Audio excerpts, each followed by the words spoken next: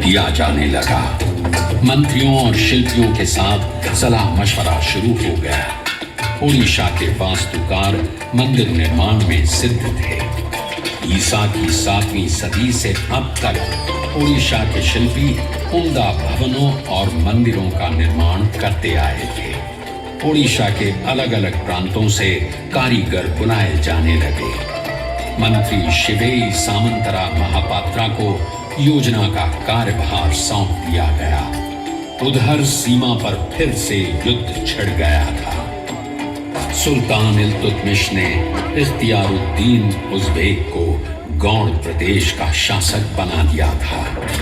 एक तरफ कोणार्क में मंदिर निर्माण का कार्य चल रहा था, दूसरी तरफ सीमा पर युद्ध। नरसिंह देव ने बांकुड़ा और हुगली के इलाके जीत लिए। कोणार्क का सूर्य मंदिर नरसिंह देव की विजय का प्रतीक बन गया। कारीगर उत्साह से भर गए। बेजान पत्थरों में जान डाली जाने लगी। छैनी हथौड़े की चोट से वीरान कोणार्क जीवंत हो उठा। कोणार्क के जर्रे जर्रे में इतिहास छिपा है। हर शिला अपनी ही कथा कहती नजर आती है। सच है या झूठ ये तो किसी को पता नहीं, लेकिन किंवदंती जरूर है। किस्से कहानियां तो उसी की बनती हैं जो श्रेष्ठ होता है। तो इन किस्से कहानियों से ये जरूर पता चलता है कि कोणार्क श्रेष्ठ है। द्वापर युग था। श्री कृष्ण की 8 पटरानियों में से जामवंती के गर्भ से जन्मे सांब। सांब रूपवान थे। अपने रूप पर उन्हें गर्व भी था। एक दिन ब्रह्मर्षि नारद पधारे। अपने रूप में मदमस्त सांब उनका अपमान कर बैठे। पृष्ठ नारद ने कृष्ण से ये कह दिया कि तुम्हारा पुत्र सांब गोपांगनाओं के साथ प्रणय क्रीड़ा में लीन है। क्रोधित कृष्ण सांब को ढूंढने निकले। इधर नारद ने सांब से कहा, पुत्र, तुम्हारे पिता रैवतक पर्वत पर तुम्हारी प्रतीक्षा कर रहे हैं। पिता को प्रतीक्षारत जान सांब तीव्र गति से रैवतक पर्वत की ओर भागे। वहां गोपियां पुष्करणी में जल क्रीड़ा कर रही थी। सांब को समक्ष देख उन्हें लगा साक्षात श्री कृष्ण आ गए हैं। सांब में कृष्ण छाया देख सुध बुध बिसराकर गोपियां सांब से लिपट गईं। तभी वहां पहुंचे कृष्ण। सांब को गोपियों के आलिंगन में देख क्रोध से भड़क उठे।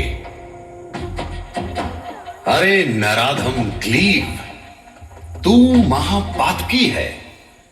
मैं तुझे श्राप देता हूं। जिस रूप के अहंकार में तू डूबा है, तेरा वो रूप नष्ट हो जाए।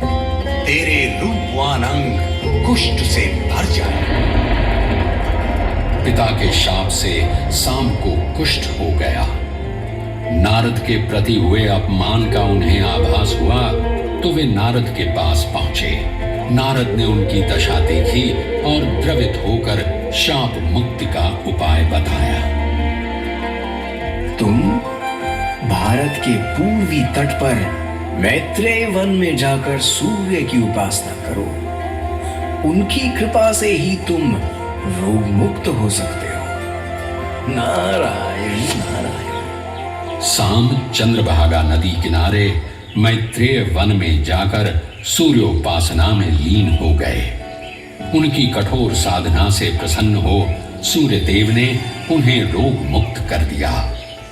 रोग मुक्त सांब ने चंद्रभागा नदी में डुबकी लगाई।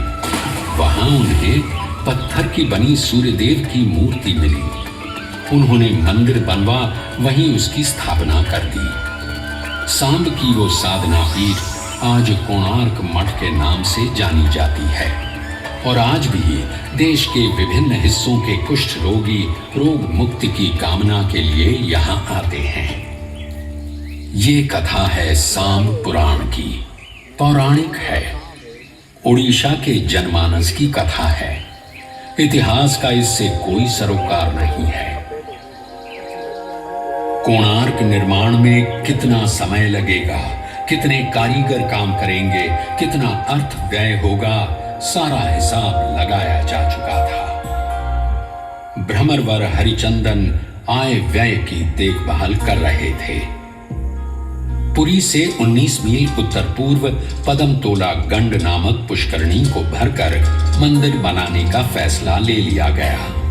ओडिशा के विभिन्न इलाकों से चुन चुन कर कारीगर बुलाए गए। दूर दूर के पहाड़ों से पत्थर लाए जाने लगे। चित्रकोंडा, माकंडा, रेगेड़ा, श्वेत, श्याम, किस्म किस्म के पत्थर और नील रंग का ग्रेनाइट लाया गया नीलगिरी से।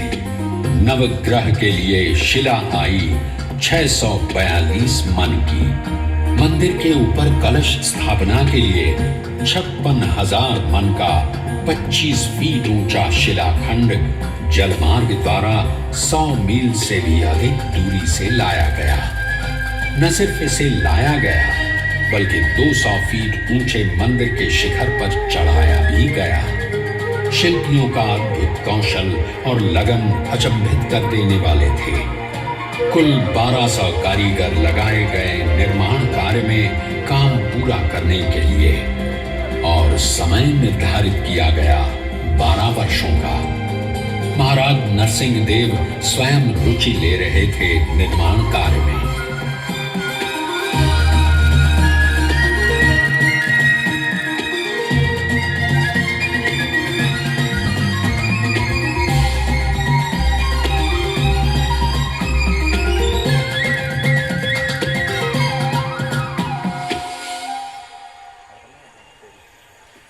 कोणार्क मंदिर की योजना और निर्माण प्राचीन वास्तुशास्त्र शिल्प सारिणी के आधार पर किया गया था। इसकी निर्माण योजना को देखें तो ये लगभग वैसा ही है जैसे भुवनेश्वर का यमेश्वर मंदिर। मूल रूप से 2 हिस्सों में बटा हुआ, पहला विमान तथा दूसरा जगमोहन। विमान लगभग चौकोर होता है। कोणार्क ठीक इसी रूप में बना है।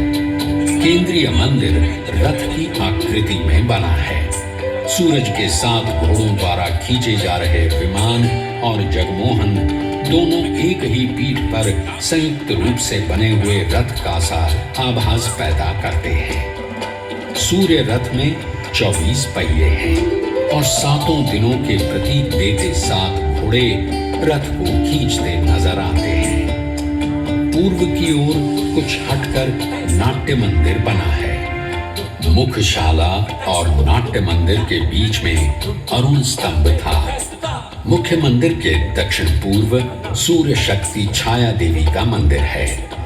दक्षिण पूर्व में ही कुछ दूरी पर भोग निर्माण के लिए रसोई घर बना है। सामने दोनों ओर अन्य छोटे छोटे मंदिर बने हुए हैं।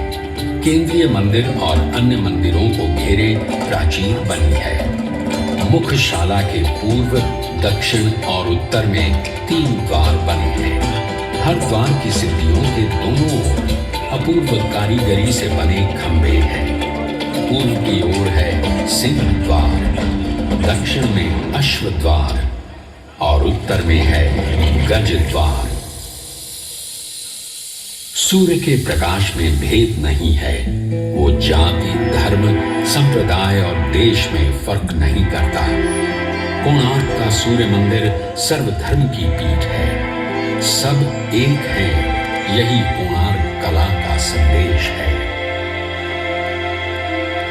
कोणार्क को गौर से देखें तो वो केंद्र से एकाकार होता नजर आता है, मानो कोई ताकत उसे अपने में लीन कर लेना चाहती हो। इसके शिल्प की खासियत यही है कि ये अपनी विशालता और भारीपन के बावजूद ऊपर की ओर उठता गतिमान प्रतीत होता है। मुगल बादशाह अकबर के दरबारी अबुल फजल ने अपनी किताब आईन अकबरी में लिखा है, अद्भुत कोणार्क ओडिशा वास्तुकला का चरम है, एक जलता हुआ दिया है। पर अफसोस वास्तुकला का ऐसा अद्भुत चिराग इसके बाद ओडिशा के स्थापत्य में फिर कभी नहीं दिखा। ओडिशा के मंदिर भव्य साज सज्जा वाले मंदिर हैं। प्राकृतिक बिंबों में कमल की आकृति प्रायः हर मंदिर में मिल जाएगी।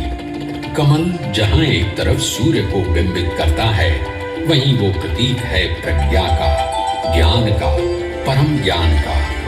पत्ते और डालियों से की गई सजावट भी प्रायः सभी मंदिरों की सज्जा का अंग है।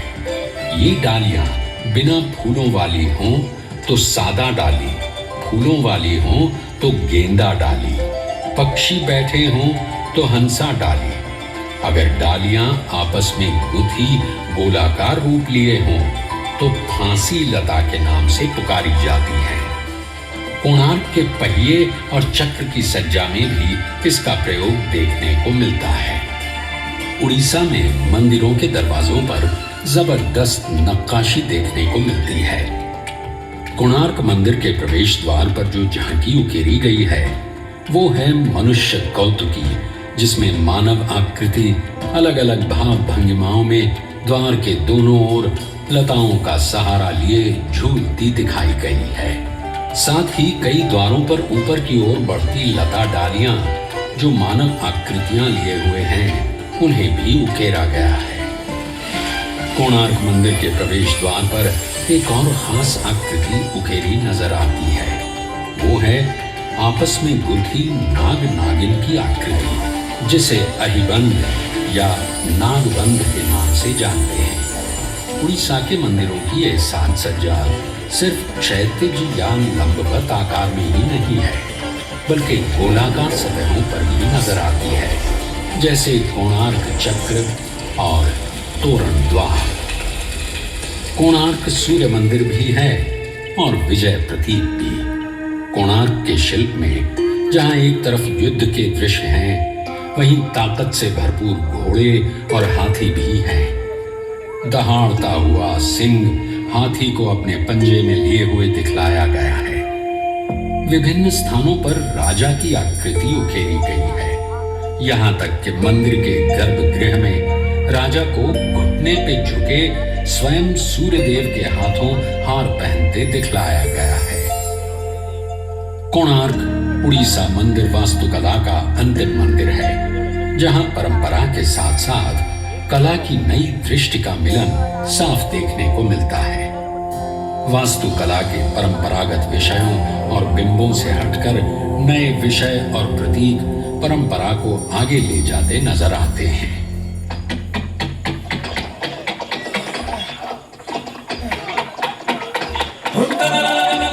जनपद के महान शिल्पी विष्णु महाराणा प्रणाम स्वीकार करें। जन्म लेने के बाद जब से मैंने होश संभाला, तब से मेरी आंखें आपको ही ढूंढती रही। आपकी शिल्प कला के बारे में सुन सुनकर मैं पत्थरों को काटना, उन्हें आकार देना सीख गया। आप मेरे आदर्श हैं, आप ही मेरे गुरु हैं। बचपन में पिता की बाहों का झूला तो नहीं मिला, लेकिन गुरु का आशीष तो मिल सकता है ना महाराज। माथे पे आशीष का हाथ रख दीजिए विष्णु महाराणा। कौन हो तुम बालक? तुम्हें देख मेरा व्याकुल मन और विचलित हो गया। कौन हो तुम? मैं वो भाग्यहीन बालक हूँ महाराज, जिसे आप जन्म से पहले ही अनाथ छोड़ जन कार्य के लिए निकल गए। पिता, मैं आपका पुत्र हूँ, धर्मपद। पुत्र? हाय रे शिल्पी जीवन, 12 वर्षों तक जिसे भूला रहा, आज वो सामने खड़ा है, जिसे गले लगाने को जी चाहता है। घंटों महीनों जिसे निहारने, बातें करने का मन करता है। लेकिन हाय रे दुर्भाग्य, 1200 शिल्पियों के प्राण पुत्र स्नेह से अधिक प्रिय है। क्षमा पुत्र, मैं विवश हूं। ये दधिनौती नहीं लगा तो शिल्पियों के प्राण चले जाएंगे। अभी तुम जाओ, बाद में मिलूंगा जब काम समाप्त हो जाएगा। ये काम तो अभी के अभी समाप्त किया जा सकता है। ये दधिनौती शिखर पे चढ़ाना कौन सा मुश्किल काम है। मैं आपका पुत्र हूँ महाराज, बस आशीर्वाद दीजिए। अचंभित पिता मुंह खोले देखते रह गए। धर्मपद जुट गया। देखते ही देखते दधिनौती शिखर को छूने लगा। जो काम सिद्ध शिल्पी न कर सके वो 12 वर्ष के एक बालक ने कर दिखाया। सब चकित थे। काम पूरा हो जाने का उत्साह था, वहीं एक 12 वर्ष के बालक से हार जाने की ग्लानि भी। शिल्पियों के दल में बातें शुरू हो गईं। अगर महाराजा को इस बात का पता चला तो सबकी बदनामी होगी। हमारी कला, हमारी कारीगरी से लोगों का भरोसा उठ जाएगा।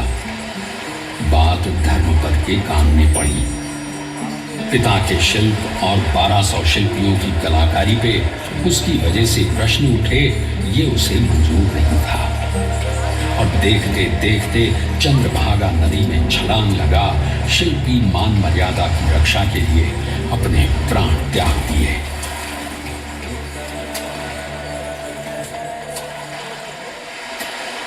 ये किस्सा है या सच पता नहीं, लेकिन शिल्पी का शिल्प के प्रति सम्मान और आस्था को अवश्य दिखलाता है।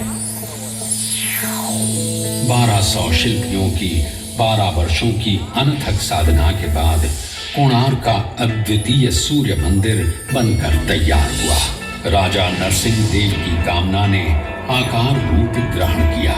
इसके बनने के उपलक्ष्य में जबरदस्त समारोह का आयोजन किया गया।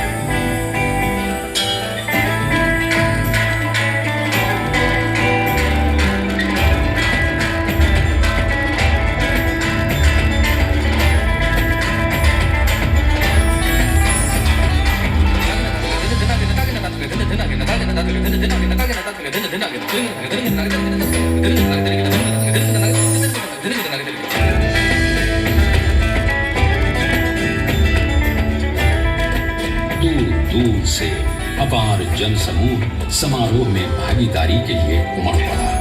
नृत्य, नाट्य, गायन वादन के साथ सूर्य के मंत्रोच्चार से कोणार्क गुंजायमान हो गया। पूरे 1 महीने तक पूजा अर्चना चलती रही। राजा नरसिंह देव स्वयं आहुति दे रहे थे।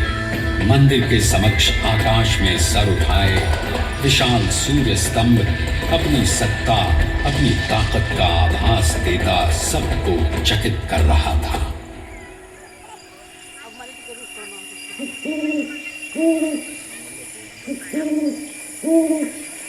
तेरहवीं शताब्दी के मध्य में बना हिंदू वास्तुकला का ये नायाब नमूना कैसे और कब अपनी चमक खो बैठा, एक बियाबान जंगल में दब गया, इसकी ठीक ठीक जानकारी नहीं मिलती है।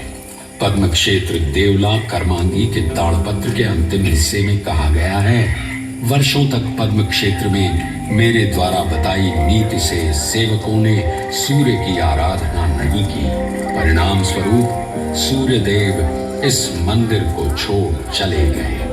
हालांकि ये बात कब लिखी गई इसकी जानकारी नहीं मिलती, इसलिए इसे भी साक्ष्य रूप में नहीं माना जा सकता। कोणार्क में घूमते गाइड आपको अक्सर बताएंगे कि इसके विध्वंस की वजह और कुछ नहीं बल्कि महान नाविक क्रिस्टोफर कोलंबस की कारस्तानी थी। प्रचलित है कि मुख्यशाला के ऊपर एक विशाल चुंबक स्थापित था, जिसका चुंबकीय क्षेत्र इतना अधिक शक्तिशाली था कि वो सुदूर समुद्र में नौ संचालन में बाधा उत्पन्न करता था। कोलंबस जैसे महान नाविक को ये भला कैसे रास आता, सो उसने इसे उखाड़ फेंकवाया।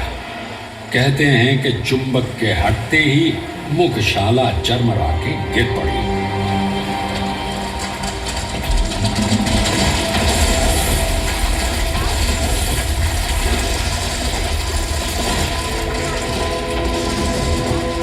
मगर सच तो ये है कि कोलंबस के कदम कभी ओडिशा की धरती पर नहीं पड़े। लगभग 150 वर्षों तक गुमनाम रहने के बाद 18वीं सदी के मध्य में इस पर नजर पड़ी महाराष्ट्र साम्राज्य के बाबा ब्रह्मचारी की। वे महाराजा वीर किशोर के अधिकारी शिव भट्ट साठे के गुरु थे। उन्होंने सर्वप्रथम इसकी साफ सफाई करवाई। फिर 1824 में एक अंग्रेज अफसर एंड्रयू स्टर्लिंग ने इसका अध्ययन किया और इसके रेखा चित्र प्रकाशित किए। फिर क्या था, कोणार्क का ये सूर्य मंदिर पुनः अंधकार से प्रकाश में आ गया। इसकी अद्भुत कला अपनी क्षतिग्रस्त अवस्था में भी अचंभित कर जाती है। आज ये विश्व की धरोहरों में से एक है। भारतीय पुरातत्व सर्वेक्षण विभाग इसकी देखभाल, इसे संजोए रखने में दिन रात लगा है। कोणार्क सत्य है, जीवन का सत्य, शिल्पी की कठोर साधना का सत्य, उत्कलीय और भारतीय संस्कृति का महान सत्य है, जो कई कथाओं को अपने में समेटे है। हो सकता है इसमें आपकी भी कथा आपको मिल जाए। ध्यान से देखिए, कान लगाकर सुनिए। कोणार्क आपको आपकी कथा सुना रहा है।